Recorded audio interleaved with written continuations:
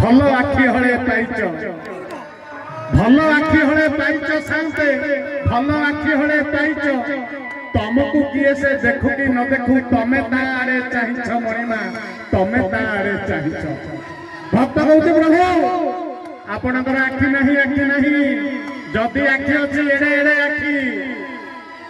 लिखिले वैष्णव पाणी भालुणी पराए चालुणी मुहकू भालुणी पराए आखि तुमर एड़े एड़े आखि से आखि भितर किए क्या देखुची किंतु जगन्नाथ जी जो था ना कहीं तुम देखुच तुमको किए देखु देखु हेले जगन्नाथ कहतु तो आपणकर आखि कुआड़े गला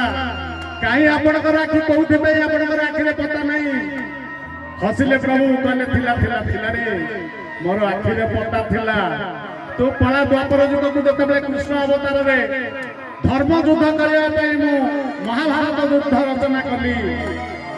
सेते बेले युद्ध सरिया सुखाए दुर्योधन और भीमर थाई थाए शेष संग्राम दुर्योधन प्रहार रे भीम योजन योजन दूरको छिटिकी पड़ुଥାଏ आउ भीम जो प्रहार करुଥାଏ दुर्योधन किछि हो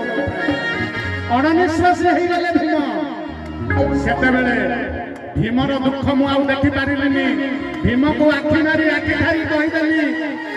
बा जंघ को गदाघात तापरे बा जंघ को गदाघात कले भीम आउ सेठी दुर्योधनर मृत्यु हला एवं मृत्यु रे छटपटा होतला बेले दुर्योधन गोटे कथा कहितला हे प्रभु तमे गोविंद मु होछु मान गोविंद मो चलिले मो पादरे पद्म फुटे सुनार पद्म किंतु ए मान गोविंद को गोविंद मारिबारे को भूमिका नेलो को भूल तमे कल जगन्नाथ मते कह कृष्ण हसिले आउ कहिले पाप भार जते बेले बढ़ी जाए सेते बेले धर्मर जय हुए यदा यदा हि धर्मस्य ग्लानिर्भवति भारत अद्भुतानाम धर्मस्य तदात्मन सुजन्य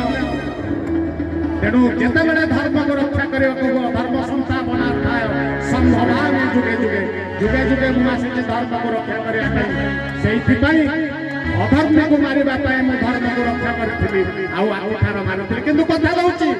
कलिकाल रे जते बेले मु नीलाचल रे बसिबे सेते बेले मो आखिरे पलक नथिबो ना मो काहाकू आखि मारिबी ना किए तुते आउ थरे वज्राघात करिबो आउ गदाघात करिबो आसंतु।